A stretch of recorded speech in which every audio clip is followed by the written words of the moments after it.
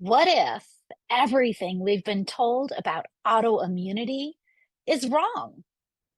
I'm Elizabeth Yarnell. After awakening partially blind one morning in 1999, a doctor told me my multiple sclerosis would put me in a wheelchair within 10 years. I refused to accept that as the end of the story, so I started investigating. Welcome to the Inflammation Investigator, the podcast that uncovers the inflammation lurking underneath your ailments. Because autoimmune and chronic conditions should not be viewed as death knells when they are actually alarm bells. I'm a traditional naturopath and founder of the Inflammation Academy. And in 2 episodes every week, we dig into what conventional medicine might be missing. If you're living with chronic or unexplained symptoms, this investigation is for you. Your body has been trying to tell you something. Let's start listening. In the last episode, we talked about some of the key lessons that we've been talking about in the first 4 or 5 episodes of this journey.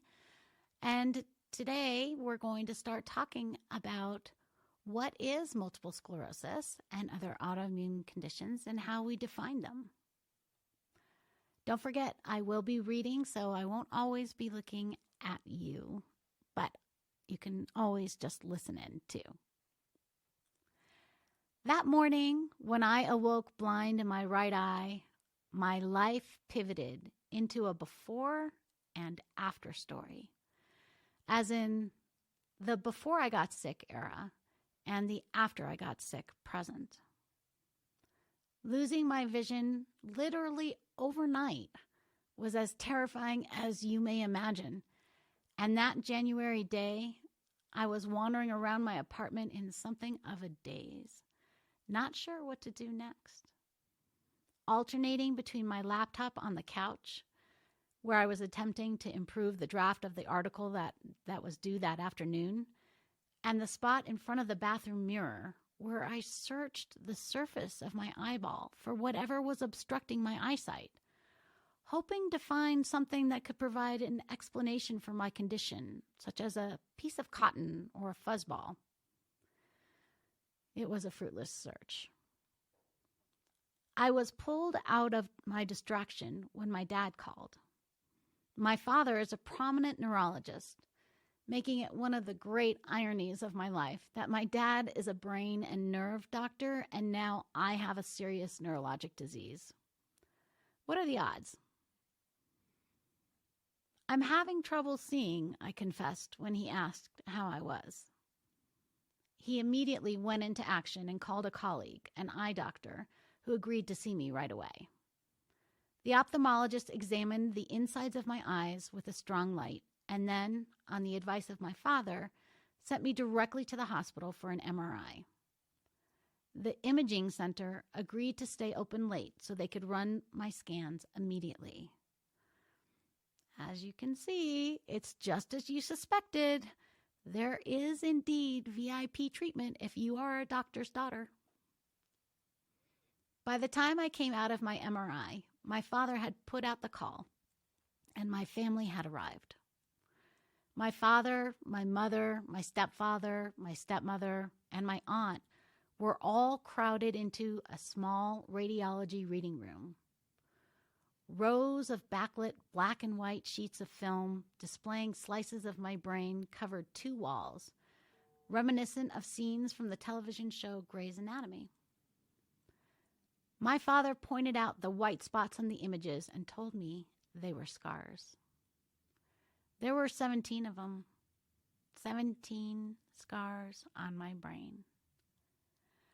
He squeezed my hand and said gently, "It looks like you have MS." I can only imagine how difficult it must have been for him to say those words to his eldest daughter. Words that he surely knew were foretelling a dismal and uncertain future. Almost immediately, images of children using wheelchairs in Jerry Lewis telethons went through my head, and I started to panic. Does this mean I'm going to be one of Jerry's kids? No, no, no, I remember my father answering, clearly recognizing my reference immediately. That's MD, muscular dystrophy, a genetic disorder. You have to be born with MD. He explained that MS stood for multiple sclerosis, an autoimmune disease that affects the nervous system. He told me that doctors didn't know why MS happens to some people and not others. My head was spinning as much from trying to process this new information as from an overwhelming wave of exhaustion.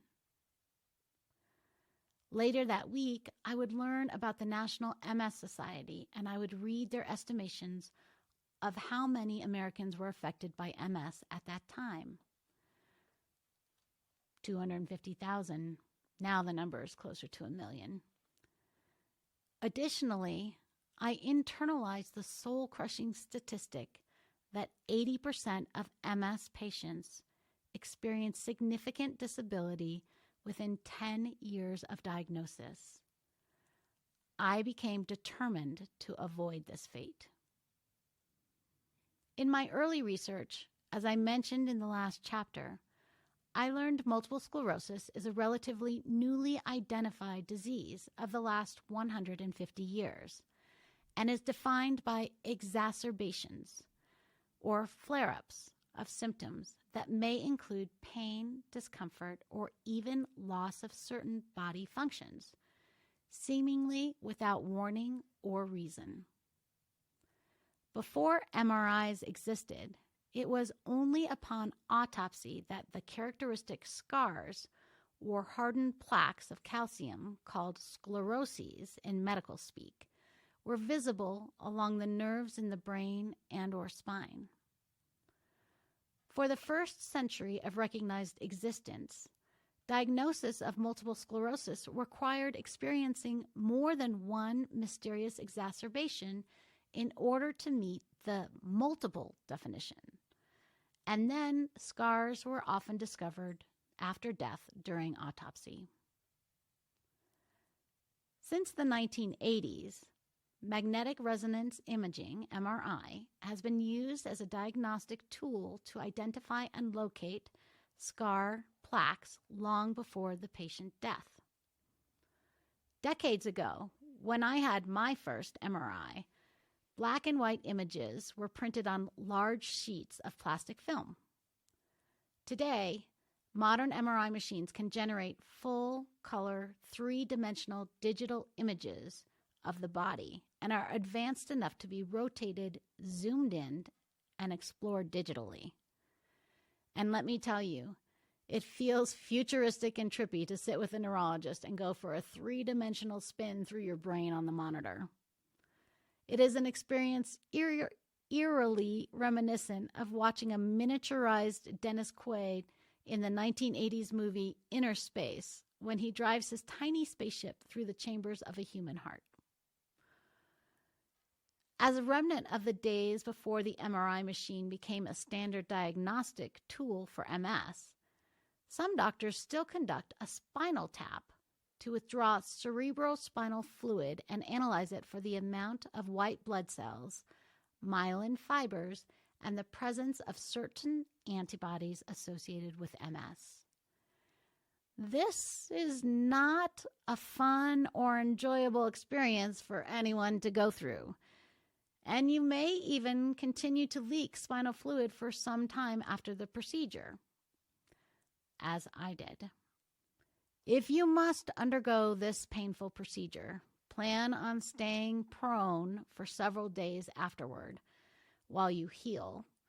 Stay well hydrated and take in lots of electrolytes and minerals. You can find a lot of my recommendations for electrolytes, minerals, and other supplements at shop.elizabethyarnell.com. Be sure to tune in to the next episode when we talk more about multiple sclerosis and the myelin sheaths that surround the nerves that become damaged in this condition. I hope you tune in to that one. And that's another case filed on the Inflammation Investigator. Remember, every symptom is your body's way of communicating. We just need to learn the language. If today's episode sparked something for you, I want to hear about it. Share your own investigation discoveries with me on social media at Elizabeth Yarnell, or find me at elizabethyarnell.com. Your experience could be exactly what another listener needs to hear. And make sure you're subscribed so you never miss an episode. And here's the thing about investigations. They work best when you're not going it alone. If this podcast is helping you uncover the answers you've been searching for, please like, rate, subscribe, and review, and share it with someone who needs to hear this message. As a new podcast, these actions mean more than you know. Want to dive deeper into your own inflammation investigation? Head over to inflammationinvestigator.com, where you can take my free inflammation quiz to uncover which hidden triggers might be affecting your health. Until next time, this is Elizabeth Yarnell, your inflammation investigator, reminding you that the solutions to your health issues are out there. Let's find them together.